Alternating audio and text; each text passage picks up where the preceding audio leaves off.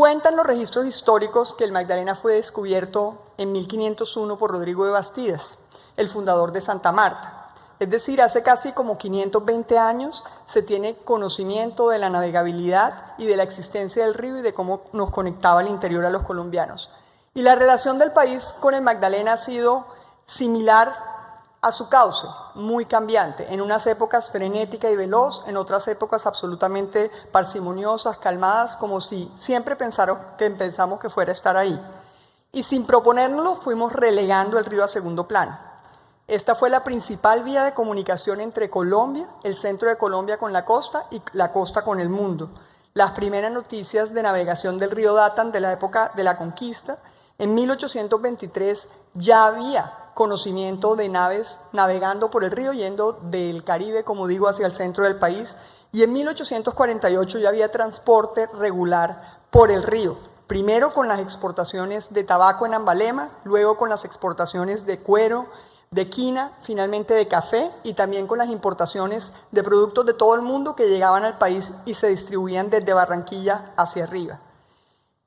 Así realmente Barranquilla se fue nombrando la Puerta de Oro de Colombia, porque era por Barranquilla por donde entraba todo. A pesar de todo esto, los tiempos cambiaron. Y de alguna manera, no solamente las dificultades de navegación en el río, sino la apertura del Canal de Panamá llevó a empezar a pensar en un desarrollo distinto, y era la conexión del interior de Colombia con el Pacífico y a través del Pacífico con el mundo. Y eso además se vio aumentado por el auge del eje cafetero, los departamentos de Risaralda, Quindío, Caldas, que salían al mercado mundial porque éramos un mercado global de café. Y esto simultáneamente se vio afectado también por los avances y el desarrollo del transporte férreo y el transporte automotor a partir de 1930. Poco a poco fueron desplazando al río como la principal forma de comunicación que teníamos en Colombia. Así, creo que de lo que tenemos recuerdo es que el último vapor que navegaba por el río se quemó en 1961 y en ese momento abandonamos de todo el río.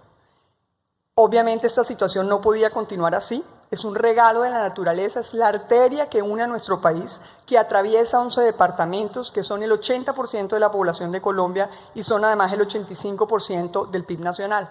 Por eso, cuando inició este gobierno, el presidente Iván Duque y la vicepresidenta Marta Lucía Ramírez nos encomendaron devolverle al río toda su gloria, estructurando un proyecto que fuera el mejor posible, no solo para recuperar la navegabilidad del río en su dimensión y en su magnitud, no solo por su relevancia pasada, sino porque lo que nos puede ofrecer para el futuro en cuanto a grandes metas que tiene el país.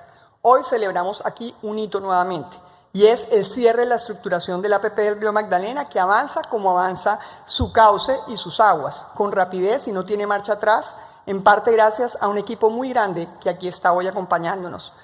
Ahora, no es la primera vez que hablamos de recuperar el río. Ya se inició en el pasado, hubo intentos truncados, intentos que iniciaron en su momento con la APP 001 del 2014, que se adjudicó en agosto, se firmó en septiembre y en diciembre se firmó el acta de preconstrucción. Se dragó durante los años 2015 y 2016, pero este esfuerzo se vio truncado por la caducidad de ese contrato. Caducidad derivada fundamentalmente de falta de cierre financiero del proyecto, derivado de unas debilidades que tenía su estructuración, como por ejemplo la falta de actualización de los estudios o un alcance muy limitado de los mismos. Había también muy poca participación de los agentes alrededor del río, los agentes privados y públicos. Tampoco tenían los diseños adecuados de las embarcaciones adecuadas a las realidades morfológicas del río, y también tenía unas ambigüedades que quedaron en los pliegos de condiciones y que no daban certeza a los financiadores por el ejercicio. Así, en el 2017 se retomó la estructuración de una nueva APP, pero esa que en su momento se hizo no presentó grandes cambios. No se modificó el diseño de las embarcaciones, no se cambiaron las medidas de los canales navegables, no se incluyó el sector del canal de acceso al puerto marítimo de Barranquilla, no estaba ni siquiera la recuperación del Tajamar Occidental, que era fundamental para garantizar el acceso, obviamente, como puerto marítimo. Y tampoco se consideró la expansión del canal navegable más allá del nuevo puente sobre el río Magdalena, lo que tampoco tenía sentido si hacíamos un puente de ese tamaño más arriba hasta Puerto Pinza. Además, algo mucho más importante aún con el enfoque que tiene este gobierno: no se analizaron los impactos sociales y ambientales del proyecto, a pesar de tener la experiencia previa con Navelena. Así las cosas, todos estos temas se tuvieron en cuenta en la APP del Río que venimos estructurando hace cerca de 2 años, perteneciente a las concesiones del Bicentenario, que forman parte de Compromiso por Colombia, que es la estrategia del presidente Iván Duque para la reactivación económica del país. En este escenario, claramente el Río se llama a convertirse en un corredor logístico, estratégico, multimodal, que va a articular de manera integral orígenes y destinos, que va a responder a los retos que trae la reactivación económica y que además va a conectar los centros industriales de la Sabana de Bogotá y el Valle de Aburrá con la costa Caribe, con los 2 puertos de Cartagena y Barranquilla. Nos enfocamos en garantizar la navegabilidad del río entre Barrancabermeja y Bocas de Ceniza, interviniendo 686 kilómetros de vía con una inversión cercana a 1.5 billones de pesos, 450.000 millones en CAPEX y 1.08 billones en OPEX. La APP tiene además un enorme impacto social en este momento de reactivación, ya que no solamente va a generar inversión, empleo y economías de escala, sino va a generar alrededor de 16.300 empleos directos, alrededor de los 69 municipios ribereños que atraviesan 7 departamentos. No puede llegar en mejor momento cuando hablamos de reactivación económica y sobre todo teniendo en cuenta los intereses de todas esas comunidades que no habían sido tenidos en cuenta en el futuro. Se trata de un trabajo articulado, liderado obviamente y que nos encomendaron el señor presidente y la señora vicepresidente a través de la Comisión Intersectorial de Infraestructura, donde muchos actores han trabajado en muchos escenarios. Se involucró obviamente al sector privado, el Ministerio de Transporte coordinó el proceso primero a través de Cor Magdalena y luego con la Agencia Nacional de Infraestructura y con el apoyo del Departamento Nacional de Planeación y el Ministerio de Hacienda. Yo creo que dando un ejemplo de articulación interinstitucional que difícilmente en Colombia se había visto en épocas anteriores, precisamente alrededor del río.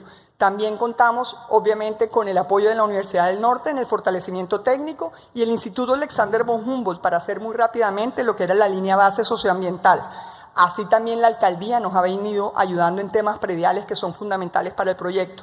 Pero no habríamos podido hacer esto hoy de no ser por el Banco Interamericano de Desarrollo. Gracias al apoyo de BID Invest y el compromiso con el gobierno británico de los recursos que se aportaron, se contrataron 5 firmas de diferentes expertos, desde Maritime and Transport Business Solutions, Royal Haskoning, que es más de 100 años de experiencia y más de 600 proyectos de estos en el mundo, Environmental Resources Management, EY y Duranio Osorio. Y todos ellos han apoyado el cierre de la estructuración financiera y técnica, legal y ambiental, precisamente para lograr un term sheet que realmente aprenda de las experiencias pasadas para evitar lo que pasó en el pasado y también incluya los estudios de los más altos estándares que permitan la sostenibilidad de un proyecto y obviamente la atracción del proyecto a los inversionistas.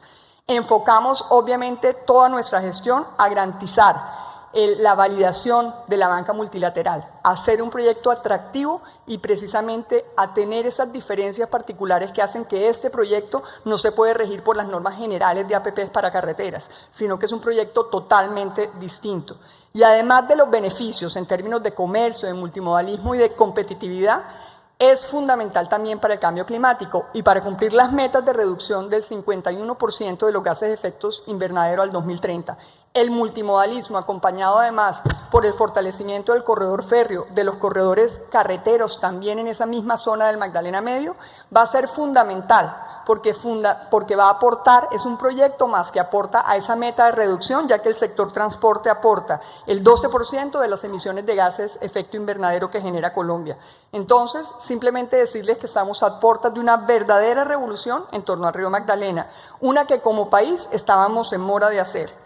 Las aguas del río Grande de la Magdalena han planeado, han atravesado nuestra historia, han sido el camino que trajo progreso y desarrollo durante muchos años, pero también han sido objeto de mitos y leyendas, personajes maravillosos de nuestra cultura como Florentino Ariza, como el hombre caimán, han navegado el río.